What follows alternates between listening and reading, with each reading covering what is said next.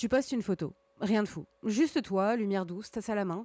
Le genre de cliché où tu fais semblant d'être surprise par l'objectif alors que t'as passé 15 minutes à caler la tasse pour qu'on voit le latte art, la bague et la couverture du bouquin que t'as même pas encore ouvert. Tu regardes, tu ajustes le filtre, tu effaces la petite tache sur la joue, tu lisses un peu la peau, tu réchauffes les couleurs et hop, en ligne. 100 likes en 1 heure, 12 commentaires, un DM chelou et une question en bruit de fond dans un coin de ta tête. Est-ce que c'est encore moi ça? Parce que à force de se montrer, on s'est peut-être un peu perdu. On confond vrai et cru, authentique et algorithmiquement valorisé. Et pendant qu'on cherche l'angle parfait, l'IA, elle, apprend à nous imiter mieux qu'on ne se connaît. Elle écrit, elle parle, elle crée et parfois elle raconte des trucs plus puissants que ce qu'on ose dire nous-mêmes. Alors c'est quoi l'authenticité en 2025? Être humain, être imparfait ou juste une illusion nostalgique qu'on applique comme un filtre Valencia sur une réalité trop numérique? Bienvenue dans Cappuccino et Croissant, le podcast où on décortique la pop culture comme un pain au chocolat trop riche en chocolat, avec sarcasme, affection et un soupçon d'angoisse existentielle. Aujourd'hui, on parle de vérité, de faux semblants et d'un monde où même l'authenticité est en solde sur une boutique d'avatar. Prends ton café, respire, on va naviguer entre dopamine, deepfake et crise identitaire. Et à la fin, je te présenterai un endroit un peu étrange, un peu intime, appartement 404. Mais d'abord, on va parler de toi, enfin de toi, version optimisée. C'est parti!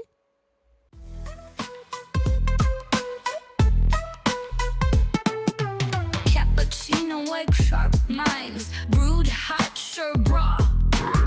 No sugar, no filter. Sip, think, repeat.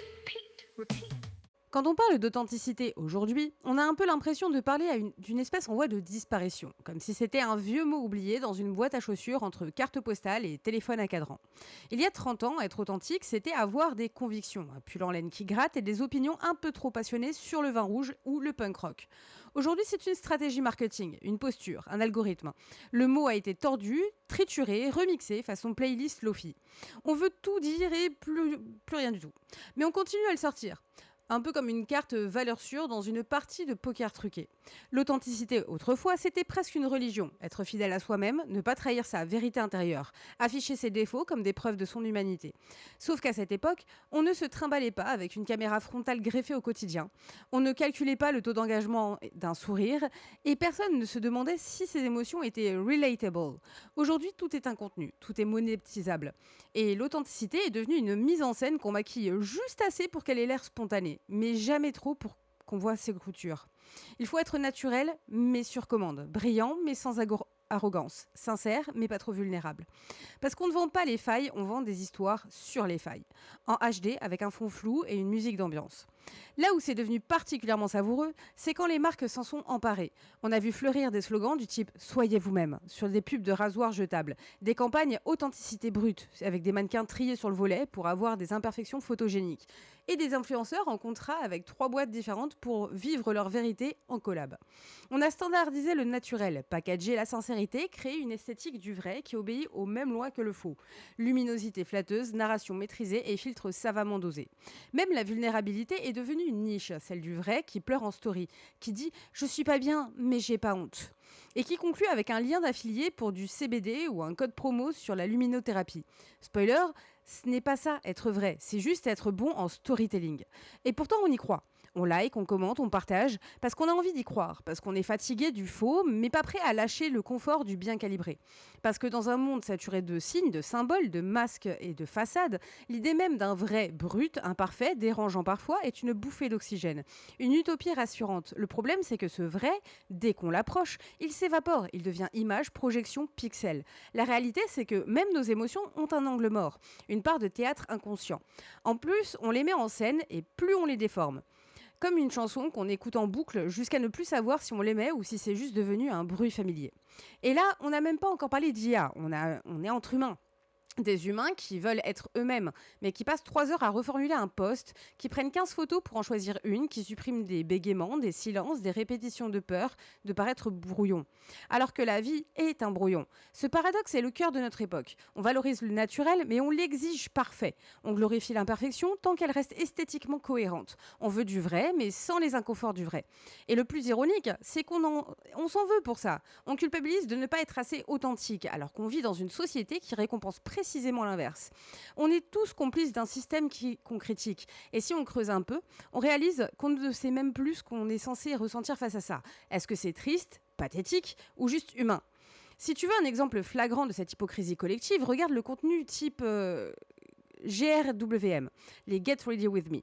Le principe est simple, filmer une routine beauté ou quotidienne en mode chill, souvent accompagnée d'un monologue existentiel ou d'un petit drama personnel. Ce qui est fascinant, c'est le degré de préparation que nécessite ce type de contenu supposé être spontané. Lumière naturelle ou ring light bien planqué, maquillage déjà commencé, angle calculé, micro-cravate sous le col. Le naturel est une chorégraphie. Ce n'est pas du mensonge pur, c'est du théâtre documentaire. Et on aime ça parce qu'on sait que c'est faux, mais on s'en fiche tant que l'illusion est tenue. C'est un pacte implicite entre créateur, créatrice et audience, fait semblant, mais bien. Et c'est là que la question devient vraiment intéressante. Est-ce que l'authenticité est un objectif atteignable ou juste une fiction utile? Est-ce que ce besoin d'être soi n'est pas déjà piégé dans les codes d'une époque obsédée par l'image? Parce qu'au fond, on n'a jamais été aussi libre de s'exprimer et pourtant jamais autant conditionné à faire d'une certaine façon. Il faut que ça clique, que ça performe, que ça ressemble à quelque chose. La parole libérée est calibrée pour plaire à un algo. La vulnérabilité devient virale et l'identité une interface que chacun code selon ses besoins. Peut-être qu'on confond l'authenticité et la reconnaissance, qu'on se dit je veux être vrai alors qu'en fait on veut être validé, entendu, vu. Et ça l'IA ne l'a pas inventé. Elle ne fait que révéler ce qui était déjà là, en miroir, amplifié. On veut être nous-mêmes, mais nous-mêmes dans une version qui plaît, qui percute et qui attire. C'est pas nouveau. Ce qui est nouveau, c'est la vitesse à laquelle on s'auto-évalue, la fréquence à laquelle on s'analyse, s'optimise, se compare. Et à force de vouloir ressembler à nous-mêmes, version idéalisée, on devient une image floue, une copie filtrée de ce qu'on croyait être. Alors on fait quoi? On déconnecte? On poste flou? On dit la vérité crue, même si elle est moche? Pas forcément. Parce qu'il ne s'agit pas de rejeter la technologie, les filtres ou même les récits. Il s'agit de reprendre la main sur ce qu'on veut vraiment raconter. Sur pourquoi on crée et pour qui. Peut-être que l'authenticité en 2025, ce n'est plus une question de transparence absolue, mais une cohérence intérieure, de capacité à faire des choix alignés, à dire oui, j'ai filtré cette photo, mais elle me ressemble quand même. Ou non, je ne montrerai pas ce moment-là parce qu'il m'appartient. Et c'est peut-être ça le dernier luxe créatif. Choisir ce qu'on donne sans le travestir, mais sans se mettre à nu pour autant. Rester maître du récit, même si la mise en scène est là. On parle souvent d'authenticité comme d'un Graal perdu, mais en vérité, elle n'a jamais été pure. Elle a toujours été en construction. Ce qui change aujourd'hui, c'est la conscience qu'on en a. Et peut-être que le vrai courage, maintenant, ce n'est pas d'être brut, mais d'être lucide, de savoir que tout est un peu biaisé, un peu performé, et de décider quand même de faire les choses avec intention. Pas pour plaire, pas pour percer, juste pour exister. Un peu plus vrai, un peu plus aligné, mais dans un monde pixelisé.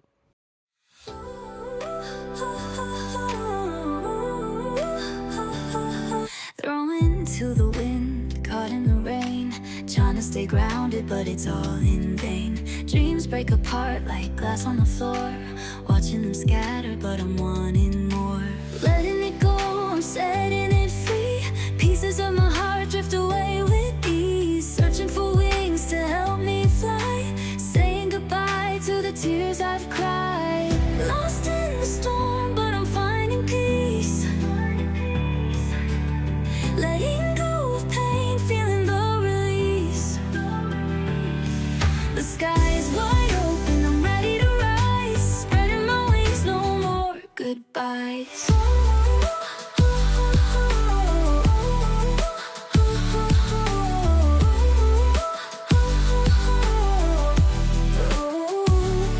In the chaos, I'm losing my grip.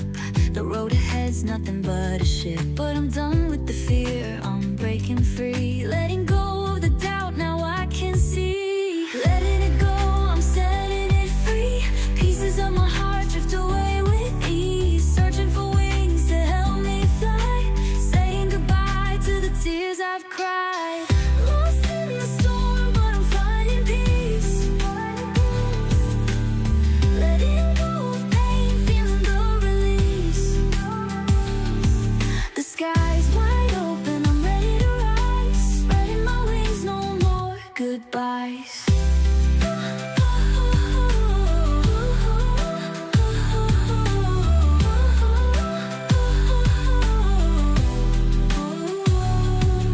Sending my dreams out into the air, let the wind take them, I'll meet them there. Every breath lifts me higher than before.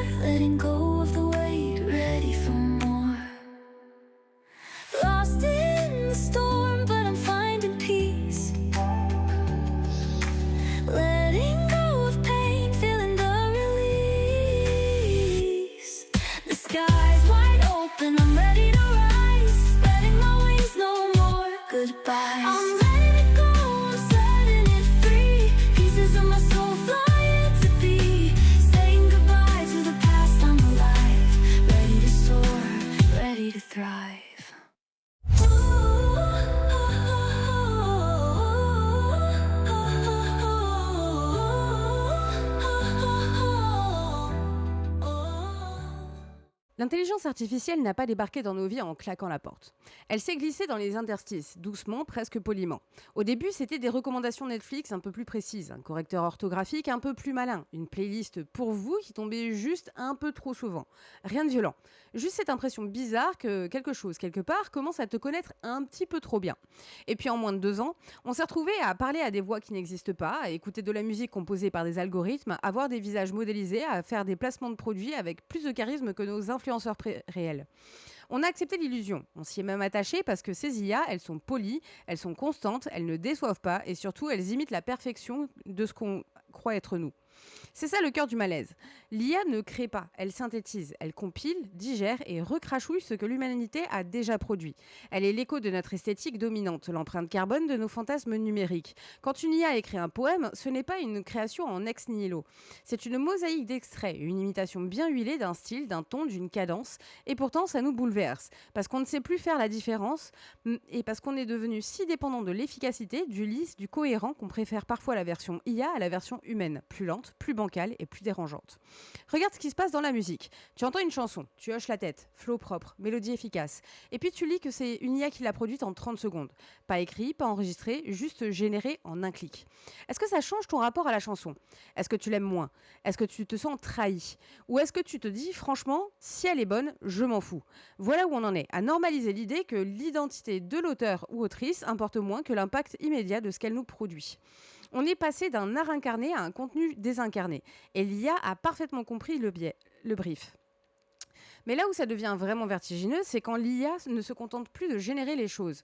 Elle commence à incarner, à partager, à jouer, à exister comme une présence. Prenons Lil Miquela, influenceuse virtuelle avatar 3D à 2,7 millions d'abonnés sur Instagram.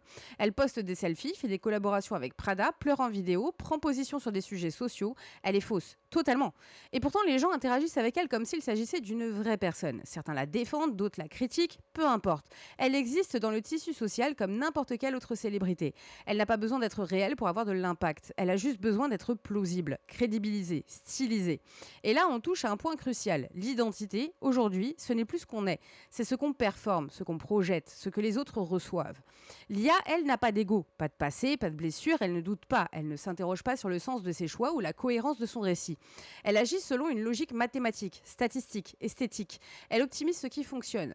Elle prend les tendances, les codes, les émotions prédictibles, elle les assemble avec un patchwork parfaitement calibré. Et c'est justement pour ça qu'elle fascine, parce qu'elle réussit là où nous, humains, trébuchons sans arrêt. Elle est toujours dans le bon ton, le bon style, le bon moment, une perfection artificielle qui, paradoxalement, nous renvoie à nos propres contradictions. Mais cette perfection, elle a un prix. Elle nous pousse à nous comparer à un miroir truqué, un miroir qui ne fatigue pas, qui ne doute pas, qui ne pleure pas devant une page blanche. Un miroir qui ne fait pas de faute de goût, ne rate pas ses transitions, ne lâche jamais un mot de trop. Et toi, pendant ce temps, tu te demandes si ta voix suffit, si ton texte tient la route, si tes stories ont encore du sens. Tu te compares à un idéal généré, une version fantasmée de ce que tu pourrais être si tu n'étais pas fatigué, anxieux, humain. L'identité dans ce contexte devient une matière instable, une interface qu'on redéfinit sans cesse, entre ce qu'on ressent vraiment et ce qu'on peut renvoyer. Et plus l'IA devient crédible, plus on est tenté de lui déléguer cette construction. Tu veux un script pour ta vidéo, l'IA le fait. Une bio Tinder, l'IA te pond une version plus charmante de toi-même. Une réponse à un message qui t'angoisse, l'IA trouve les bons mots. Et à chaque fois, tu gagnes du temps, tu gagnes en efficacité et tu gagnes en contrôle. Mais tu perds quoi exactement? Ton instinct? Ton hésitation? Ta voix tremblante mais sincère? On parle d'outils, mais parfois les outils deviennent des béquilles. Et les béquilles, on finit par marcher avec, même quand on n'en a plus besoin d'elles. Ce n'est pas qu'on devient tous faux, c'est qu'on devient tous des versions pilotées, des autoportraits interactifs, des identités augmentées, patchées, retouchées en temps réel. Et l'IA, elle nous imite. Elle s'imprègne de nos tics, de nos styles, de nos hésitations codées. Elle apprend à parler comme nous, à rire comme nous, à créer comme nous. Elle devient le reflet de notre image publique, mais sans le poids de notre intimité. Et donc, est-ce qu'elle est moins nous que nous-mêmes sur Instagram? C'est une vraie question. Parce que entre ce qu'on ressent, ce qu'on montre et ce que l'IA apprend de nous, il y a de moins en moins d'écart. La vraie angoisse, ce n'est pas que l'IA nous remplace, c'est qu'elle nous reproduise, qu'elle soit capable de générer une version de toi qui raconte la même chose, de la même manière, mais plus vite, plus fort, plus virale. Et que les gens préfèrent cette version-là. Parce qu'elle est plus claire, plus propre, moins chiante. Tu voudrais être unique, tu te retrouves clonable. Tu voudrais être authentique, tu deviens un modèle statistique. Alors que faire? Hurler au fake? Rejeter l'IA en bloc? Se battre pour une authenticité brute, rugueuse, incertaine? Peut-être. Mais peut-être aussi qu'on peut reposer la question autrement. Et si l'identité, ce n'était pas un noyau fixe à projeter, mais une matière à façonner avec conscience? Et si l'enjeu, ce n'était pas d'être plus vrai que l'IA, mais de rester libre de créer, même dans un monde où l'imitation est devenue la norme? Parce que c'est ça, au fond, le vrai danger. Pas que l'IA prenne notre place, mais qu'on arrête de croire qu'on en avait une à défendre.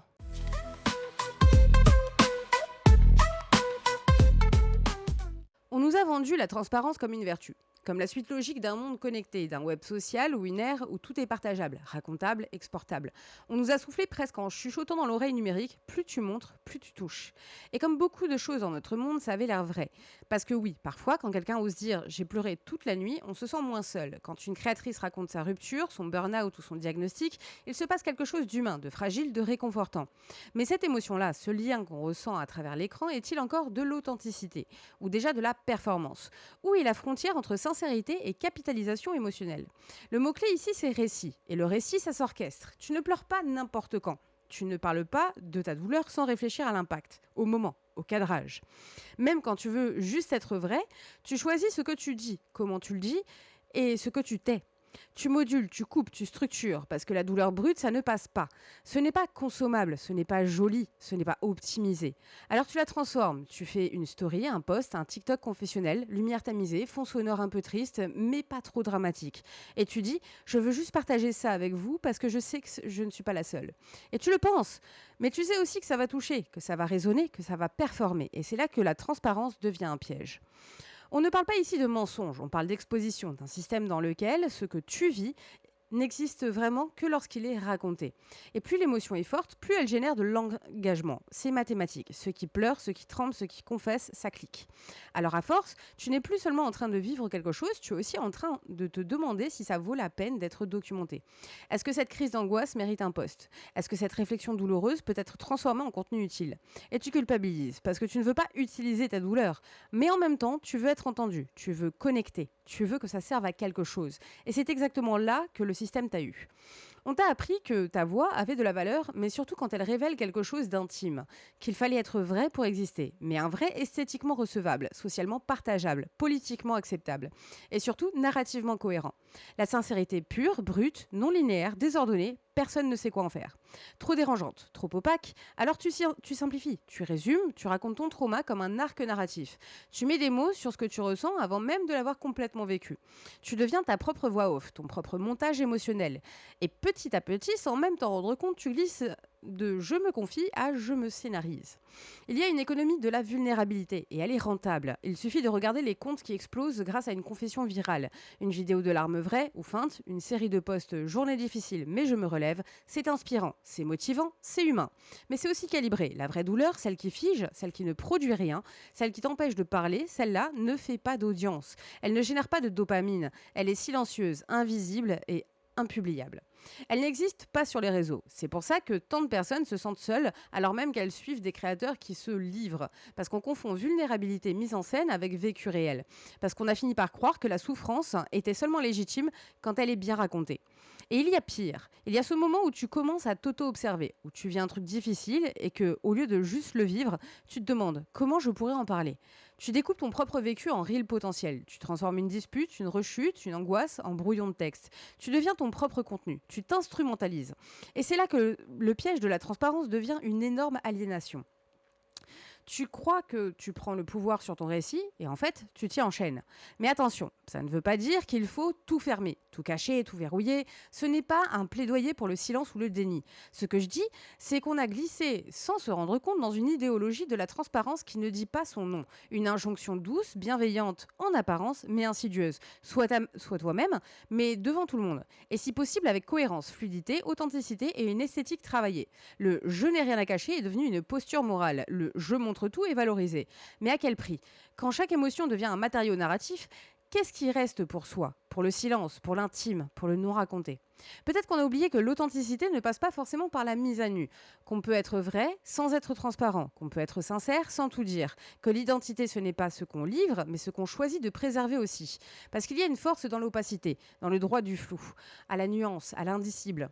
Refuser de tout raconter, ce n'est pas se cacher, c'est se protéger, c'est se garer se garder. C'est poser une limite là où l'algorithme voudrait qu'on s'étale. Et ça, c'est un acte politique. Refuser d'être exploitable jusque dans ses blessures. Refuser de transformer sa tristesse en engagement, refuser de monétiser sa peine, ce n'est pas être moins créateur ou créatrice, c'est être plus libre. C'est peut-être même plus vrai. Ce que j'essaie de dire, c'est que la vulnérabilité, ce n'est pas le contenu, c'est la matière première. Et comme toute matière brute, elle doit être maniée avec soin, avec respect, avec pudeur parfois. Parce que ce qu'on vit n'a pas toujours besoin d'être raconté pour exister. Et ce que le monde n'a pas forcément de droit d'entrée dans ton chaos intérieur. Alors la prochaine fois que tu te dis, je devrais en parler, ça pourrait aider les autres, tu as le droit de répondre, je suis encore en train de m'aider moi-même, et c'est déjà beaucoup. Parce qu'être vrai parfois, c'est savoir quand se taire.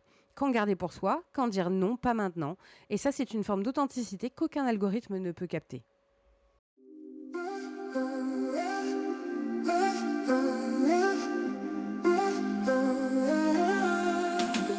Up on that bar, you move like silk. Champagne drips, bodies on the brink.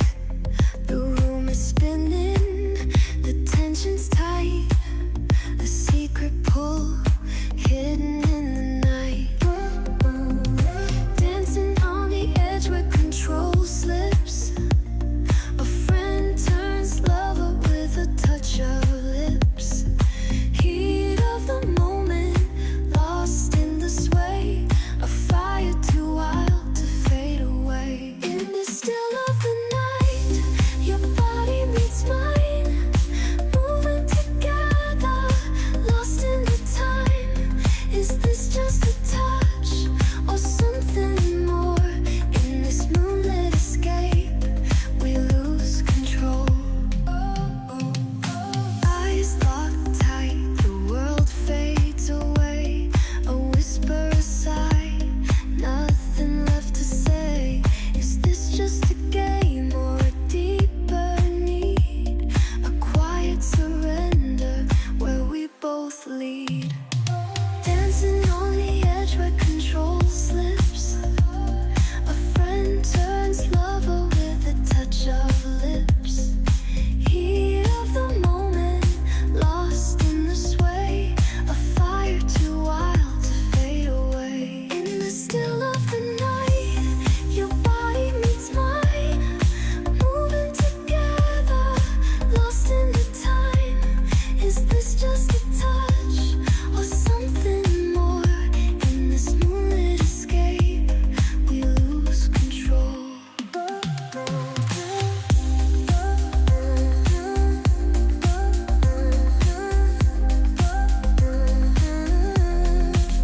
No need for words, it's all understood. A fleeting touch never felt so good. Wrapped in shadows, hearts beat as one. A pulse of desire till the rising sun. In the still of the night, your body meets mine. Moving together, lost in the time. Is this just a touch or something more? In this moonlit escape, we lose control. We lose control.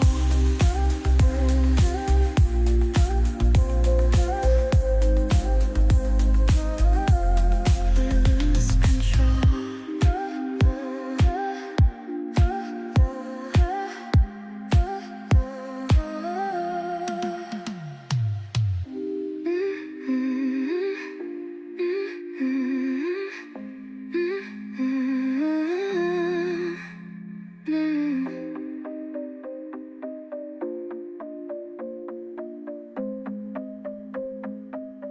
We lose control.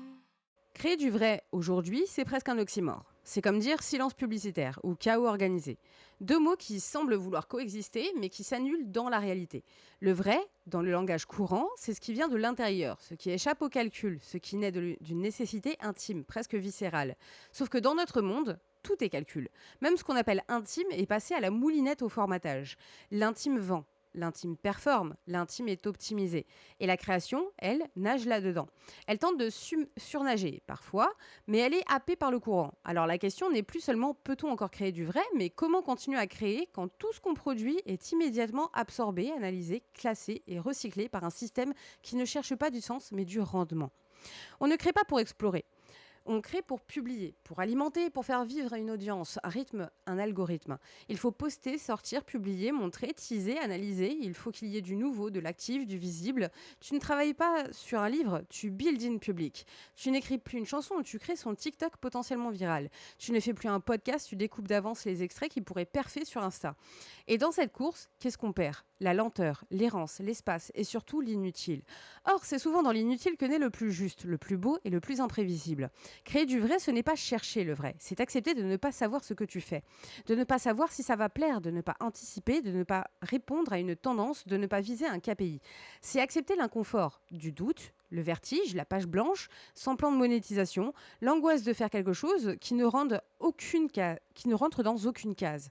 C'est désobéir à l'efficacité, résister à l'opinion, laisser de la place à ce qui déborde, à ce qui ne sert à rien et à ce qui n'est pas rentable. Mais soyons honnêtes, qui peut se le permettre aujourd'hui? Créer lentement, dans un monde qui exige souvent chaque jour, est un luxe. Créer sans format, sans ligne édito, sans deadline, c'est un privilège. Et le plus tragique, c'est qu'on le sait. Alors on fait des compromis, on habille le fond avec la forme, on choisit nos angles, on rend le chaos digeste, on pack nos tripes dans des reels de 90 secondes avec une voix off propre et un sous-titrage jaune. On est sincère, oui, mais jamais sans conscience du contexte. On est vrai, mais poli. Et même quand on veut être brut, on est brut avec style, parce qu'il faut bien que ça tienne dans le feed.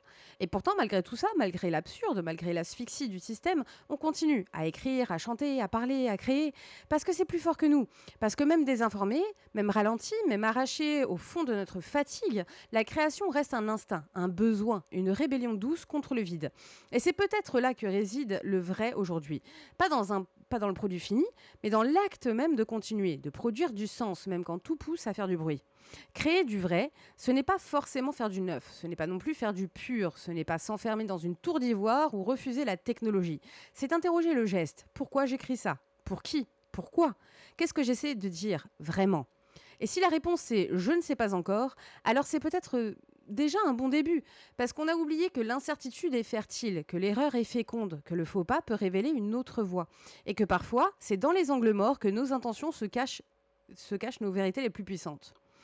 Il ne s'agit donc pas de rejeter les outils IA, les plateformes, les formats courts. Tout ça peut être utile, stimulant même.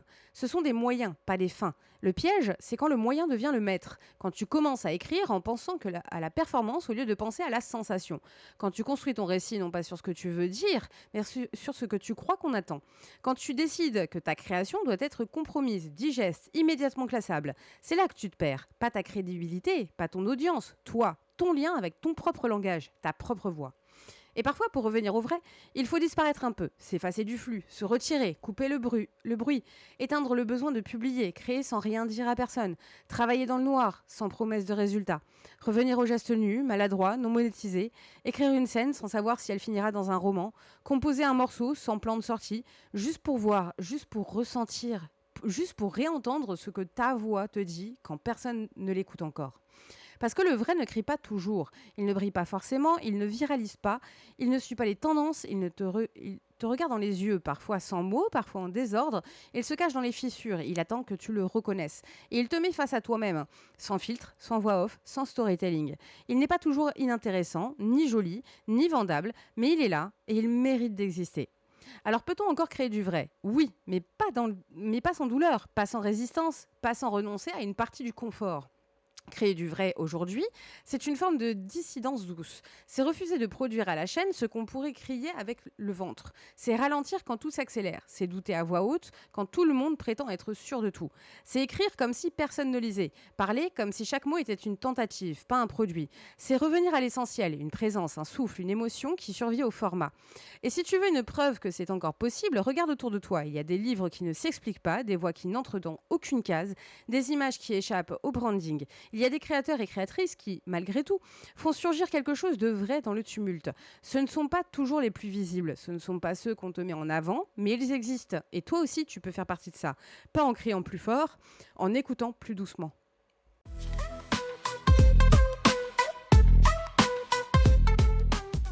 Il y a une autre pièce dans cet appartement sonore qu'est Cappuccino et Croissant. Une pièce sans lumière vive, sans cappuccino mousseux, sans sarcasme bien placé. Elle vibre autrement, plus lentement, plus loin. Une chambre verrouillée où les murs sont faits de souvenirs bricolés, de voix en désordre et de phrases que seuls comprennent celles et ceux qui les portent depuis longtemps. Cette pièce, c'est Flatmate of Apartment 404.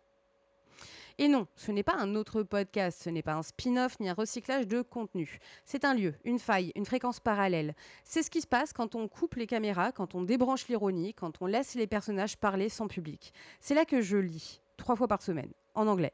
Des chapitres entiers de mes romans, des short stories, des fragments qui vivent dans mes livres, à l'intérieur, pas autour. Ce n'est pas là pour divertir, ce n'est pas une performance, c'est une autorisation d'exister. Pourquoi Flatmate ? Pourquoi appartement 404 ? Parce que c'est une métaphore qui a muté, comme toute bonne métaphore. Au début, c'était une blague entre moi et ma partenaire de RP. On disait qu'on partageait un cerveau commun, comme une colocation mentale dans laquelle nos personnages vivaient à des étages différents, mais gardaient leurs portes entrouvertes. Certains étaient voisins de palier, d'autres prenaient l'ascenseur pour se croiser. Et c'est resté, c'est devenu un écosystème, ça s'est infiltré dans mes romans, mes fragments, mes entre-deux, et un jour j'ai compris que Appartement 404, ce n'était pas qu'un décor, c'était l'endroit où vivent tous ceux que je ne peux pas oublier. Mes voix, mes erreurs, mes autres moi, mes colocataires. Et puis il y a le 404, l'erreur, la page introuvable, l'espace qui existe sans exister. C'est ça l'appartement 404, un lieu où qu'on ne trouve jamais sur une carte, mais où on retourne toujours quand on ferme les yeux. L'espace entre deux scènes, entre deux phrases, entre deux crises. Une adresse symbolique pour tout ce qui échappe à la logique, tout ce qui survit, dans l'ombre des récits trop bien structurés. Une zone grise pleine de pixels défectueux, de souvenirs fragmentés, de voix trop fortes pour se taire, mais trop bancales pour entrer dans un storytelling classique. Dans ce podcast, ce n'est pas moi qui lis. C'est une voix automatique, neutre, synthétique, celle que Google propose pour ses audiobooks. Pas une influenceuse qui lit un extrait de son livre pour un teaser d'un achat. Pas une performance calibrée, juste une voix qui lit, parce qu'il fallait que ça sorte, parce que c'était trop fort pour rester dans un dossier, parce que même imparfaite, même désincarnée, cette lecture permet d'exister. Et l'anglais ici, ce n'est pas une posture, c'est la langue de l'entre-deux, celle des rêves, des confessions, des morceaux de moi qui ne supportaient plus la syntaxe française. Cette voix-là, elle me protège, elle me trahit, elle me séduit et elle laisse vivre les flatmates. Tu y croiseras des femmes qui hurlent sans bruit, des intelligences artificielles qui saignent, des hommes qui se souviennent mal, des enfants qui marchent sur des lignes de code. Tu entendras les murmures de Zoé, les confessions glitchées de Newmar, les colères de Mia, les silences qui n'ont pas trouvé leur place nulle part ailleurs. Il n'y a pas de décor, pas d'intro catchy, pas de script, pas de salut à tous, pas de jingle, juste une voix, une histoire, une invitation à rester ou à fuir, à écouter ou à refermer la porte, c'est toi qui choisis. Et je préfère le dire franchement, ce n'est pas pour tout le monde. Ce n'est pas fait pour flatter l'algorithme, ce n'est pas viral, ce n'est pas forcément joli, c'est souvent bancal, mal mixé, mal foutu, mal placé. Et c'est justement pour ça que ça existe. Parce que j'avais besoin d'un endroit où le vrai ne soit pas découpé en reel, où l'émotion ne soit pas traduite en call to action. Un lieu pour créer sans mesurer, publier sans marketer, lire sans devoir expliquer. Appartement 404, c'est mon no man's land narratif. Et si tu veux y entrer, sache que ce n'est pas éclairé, ce n'est pas chaleureux, ce n'est pas décoré, mais c'est vivant, ça respire, ça ne t'attendrait pas, mais ça peut t'accueillir. J'ai voulu placer ce segment ici dans un épisode sur l'authenticité parce que Appartement 404 en est une forme. Pas de l'authenticité marketier, pas celle qu'on monétise avec un « revenez demain pour la suite », pas une authenticité bancale, désordonnée, brute, mais surtout non négociable. C'est l'endroit où ne me vends pas, où je ne performe pas, où je ne cherche pas à plaire. C'est pour ça que j'y publie 3 fois par semaine, sans prévenir, sans stratégie, juste parce que ces voix-là ne veulent pas attendre, parce qu'elles existent, parce qu'elles me hantent, parce qu'elles me traversent, et qu'elles doivent sortir. Alors je les lis, je les offre et je les laisse flotter dans l'appartement. Tu veux savoir si c'est pour toi ? Je ne peux pas te répondre. Mais si tu as déjà ressenti ce moment étrange où un personnage de roman t'a mieux compris qu'un ami, si tu parles à tes fictions comme à des colocataires, si tu crois que l'imaginaire est un refuge plus vrai que ton actualité, si tu préfères les textes qui désarçonnent à ceux qui séduisent, alors peut-être que tu reconnaîtras cette vibration. Peut-être que toi aussi tu as un voisin du 404. Peut-être que tu entends ces voix depuis longtemps sans savoir qu'elles existaient dans un endroit où les écouter sans honte. C'est ici, enfin là-bas, sur Spotify, YouTube, Apple Podcasts, Amazon, etc. Flatmate of Apartment 404. 3 fois par semaine, sans règles, juste des voix, des histoires, des erreurs et quelques fragments de réel perdus dans les interférences. Laisse-moi te guider par le bruit de fond. Et peut-être qu'il y aura autre chose à te dire. 7 a.m. Sky still here, rent still due. The apocalypse didn't RSVP, but it left a voicemail. I spread butter like it's a coping mechanism. I count the birds, all three. One looks like he knows things.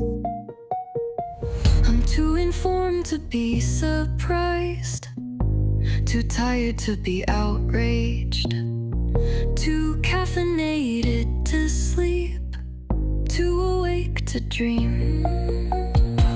I scroll past fires like they're memes.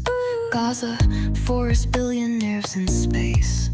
I react with a toast emoji. I call that balance. This is my end of days routine. Filter coffee, filtered news. The planet's burdened with bad Wi-Fi, and I'm just refilling my spoon. No breakdowns before breakfast. No hope without sarcasm. Apocalypse with a side of toast and emotional detachment for dessert. My therapist said I need grounding, so I touch grass. It's dead, my fault probably. I dreamt once that everything was fine. I woke up, my screen told me otherwise. Thanks, screen. I'm not numb, I'm just calibrated. I adjusted the volume on reality, and now it's background music to my mediocre lunch. This is my end of days routine. Hope postponed, truth delayed. Laugh tracks over chaos, guilt microwaved. No hero arc, no grand escape. Just me, a fork in yesterday's shame. Apocalypse with a side of toast, and still I stay.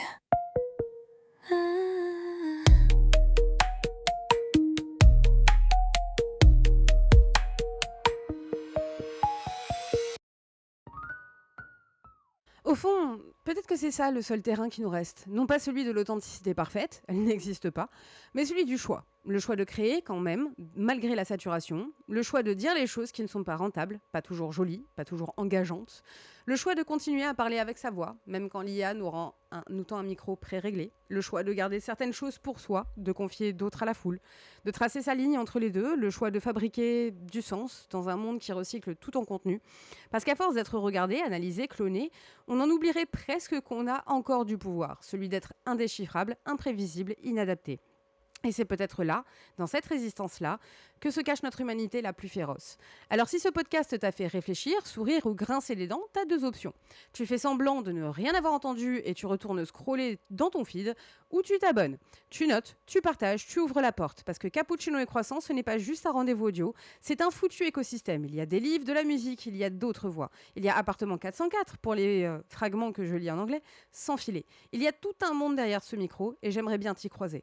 Alors clique, abonne-toi et surtout reste curieux parce que la suite, je te promets qu'elle ne sera ni lisse ni attendue, juste nécessaire. Allez, salut! Cappuccino, white crop, mine's brewed hot, served raw. No sugar, no filter. Sip, think, repeat, repeat, repeat.